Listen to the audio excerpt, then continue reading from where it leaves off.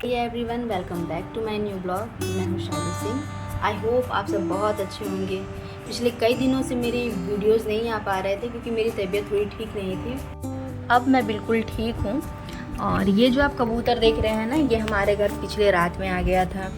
और ऐसे तो ये बेचारा दिखता भी नहीं, लेकिन अचानक मेरी नज़र इस पर गई क्योंकि मैं कुछ कपड़े बाहर देने जा रही थी, तो मेरी नज़र इस पर गई तो मैंने देखा कि इसके पैर में एक धागा फंसा हुआ है और जिसकी वजह से ये घबराया हुआ भी और काफ़ी तकलीफ़ में भी है। ये बेचारा भाग भी नहीं पा रहा था। तो मुझे लगा कि मुझे इसकी मदद करनी चाहिए, लेकिन सच बताऊं तो इसे छूने में, इसके पास जाने में थोड़ा थोड़ा मुझे डर भी लग रहा था। लेकिन बहुत हिम्मत करके हमने इसे एक टॉवल से पकड़ा और आप देखिए इसके पैर में ये एक धागा फंसा हुआ है। और ऐसे मैं दिन में कबूतरों को ऐसे तो बहुत सारे नहीं आते, लेकिन फिर भी कबूतर आते हैं। मतलब मैं उन्हें थोड़े बहुत रोटी और दाने वगैरह देती हूँ तो वो आते हैं।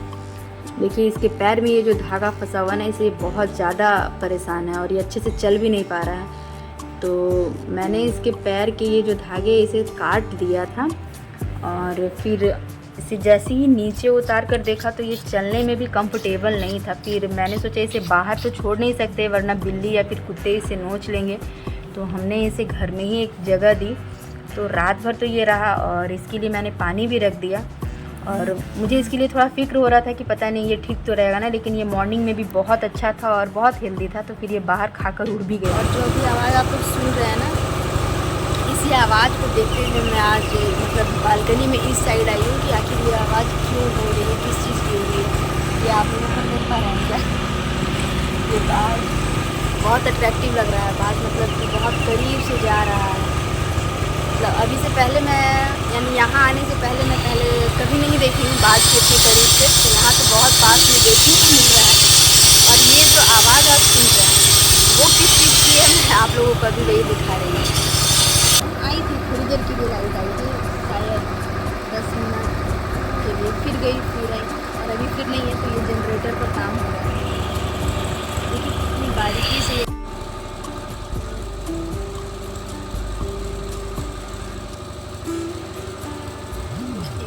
बारीक काम है।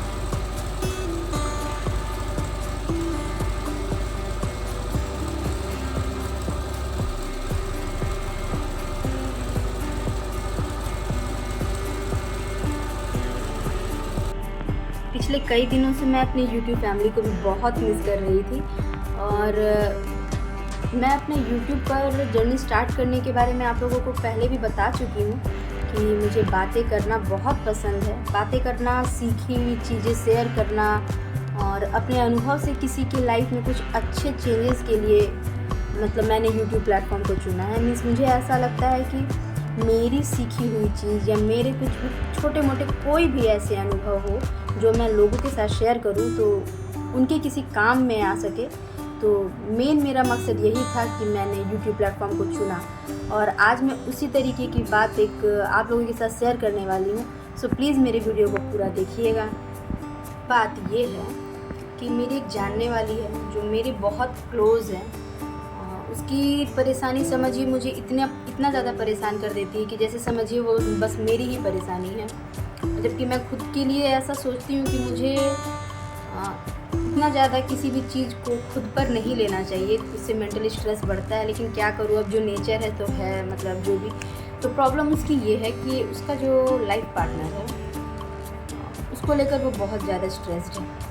अब लोग कहेंगे कि हर किसी के लाइफ में होता है भाई, कपल है तो प्रॉब्लम्स तो होती ही हैं, उसके साथ भी है। लेकिन प्रॉब्लम उसके नज़रिए के हिसाब से अगर देखा जाए तो वो इन सब चीज़ों से इतना ज़्यादा फ्रस्ट्रेट हो चुकी है कि धीरे धीरे उसका जीने से मन उठना सा लगा है, ऐसा उसका कहना है। भाई अब वो क्या सोचती है, अब पूरी तरह से तो मैं नहीं बता सकती, लेकिन उसने जैसा मुझसे कहा है मैं उसके हिसाब से बता रही हूँ। तो प्रॉब्लम ये है कि जब भी वो अपने पार्टनर से किसी भी तरीके के कॉन्वर्सेशन करती है, नॉर्मल कॉन्वर्सेशन, तो उसे एक तरह का डर सा लगा रहता है कि जब भी मैं ये बात करूँ, वो बात करूँ, इस टॉपिक पर बात करूँ तो कब उसका पार्टनर चीख पड़े, गुस्सा हो जाए, चिल्लाने लग जाए, या फिर ऐसा कहने लगे कि अगर तुम सपोज़ वो कोई इंसिडेंट शेयर करती तो उसके पार्टनर का जो विचार है उसके हिसाब से उसके पार्टनर का कहना रहेगा कि तुमने ऐसा क्यों किया, तुमने वैसा क्यों नहीं किया, वो उसने तुमसे क्यों कहा।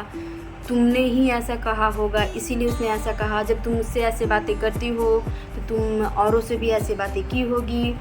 और मतलब बहुत तरह का, मतलब उसको एक इस तरह का डर लगा रहता है ना कि अगर सब कुछ मेरे और मेरे पार्टनर के बीच नॉर्मल चल रहा है और अगर मैं इनके साथ कोई भी कॉन्वर्सेशन कर लूँ और अगर उसके पार्टनर के अकॉर्डिंग वो चीज़ें ना हो, सुनने लायक ना हो, अगर उसे इंटरेस्टिंग ना लगे वो बात, तो वो बस उस पर हावी हो जाए, गुस्सा हो जाए, चिढ़ जाए, चीखने लगे या फिर ऐसा प्रिटेंड करे कि तुम एक कैरेक्टरलेस वुमन हो।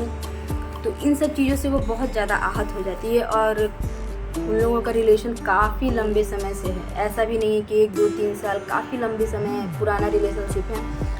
तो वो कहीं ना कहीं अपने पार्टनर से ये एक्सपेक्ट करती है कि एटलीस्ट उसके पार्टनर का गुस्सा तक तो समझ आता है, लेकिन अपनी पार्टनर के लिए इतना मतलब अभद्र टाइप का बात कहना या भद्र तरीके से रिएक्ट करना, बदतमीजी पे उतर आना, इस तरह का प्रिटेंड करना कि हाँ तुम एक कैरेक्टरलेस वुमन हो, मतलब इस तरह का एक सीन क्रिएट कर देना जिससे खुद उसे सेल्फ डाउट हो जाए कि ऐसे कैसे उसने कहा, क्या सच में मैं इस तरह की दिखती हूँ, क्या मेरे बारे में सच में मेरे पार्टनर के मन में इतना गंदा भावना है कि वो मेरे साथ इतनी बुरे तरीके से बात कर रहा है या मेरे पे इतना गंदा सा इल्ज़ाम लगा दे रहा है। तो मतलब वो बहुत ज़्यादा डिप्रेस्ड हो गई है। तो इससे मुझे जो सही लगा मैंने उसे वो सजेशन दिया। मैं अभी यहाँ पर आप लोगों के साथ वो नहीं शेयर कर सकती क्योंकि पता नहीं उससे लोग अग्री करेंगे नहीं करेंगे और वो मुद्दा भी दूसरा है, लेकिन मैं अभी यहाँ ये कहने वाली हूँ कि देखिए, एक नॉर्मल कॉन्वर्सेशन में झगड़ा होना या फिर अनदीना झगड़ा होना तो हर किसी में होता ही है भाई, घर में बाकी लोगों से भी होता है, लेकिन कपल में अगर इस तरीके की बात है, मतलब ह्यूमिलिएशन हो रहा है, इतना ज़्यादा इंसल्ट हो रहा है, ट्रस्ट नाम की चीज़ नहीं है, रिस्पेक्ट तो है ही नहीं, तो समझिए कि उसने कितना गलत पार्टनर चूज़ किया है। तो कहने का मतलब ये है कि आप अपने लाइफ में बाकी कोई रिलेशन चूज़ नहीं कर सकते हैं, यानी माँ बाप भाई बहन ये सारे रिलेशन हम चूज़ नहीं कर सकते क्योंकि ये गॉड गिफ्टेड है, लेकिन लाइफ पार्टनर लड़की हो लड़का हो सोच समझ कर अपनी ज़िंदगी में किसी को आने दीजिए, किसी को एंट्री देते हैं तो सोच समझ कर दीजिए, क्योंकि ये एक ऐसा रिश्ता है जिससे आपकी ज़िंदगी भर निभानी है। अगर एक इंसान बुरा है तो वो आपकी ज़िंदगी को पूरी तरीके से खोखला कर देता है।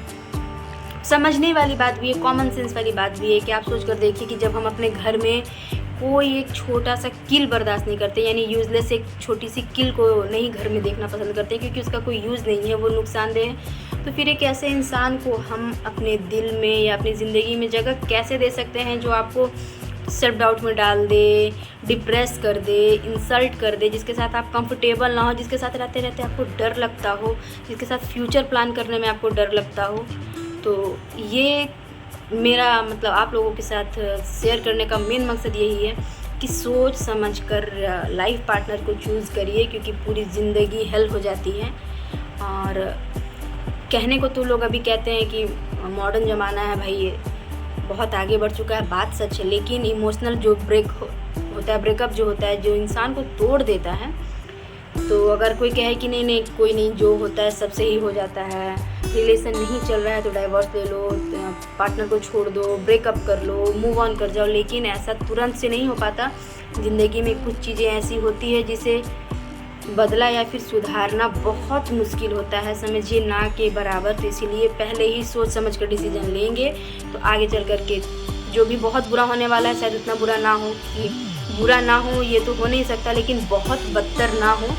इसी के लिए सोच समझ कर लाइफ पार्टनर का डिसीजन लीजिए। तो ये था मेरा आप लोगों के साथ शेयर करने का कंसर्न। प्लीज़ अगर मेरी बात आप लोगों को अच्छी लगती है और आप लोगों के किसी भी काम आए तो मुझे बहुत खुशी होगी। तो आज का ब्लॉग को मैं यही ख़त्म करती हूँ, मिलते हैं अगले ब्लॉग में। Bye and take care.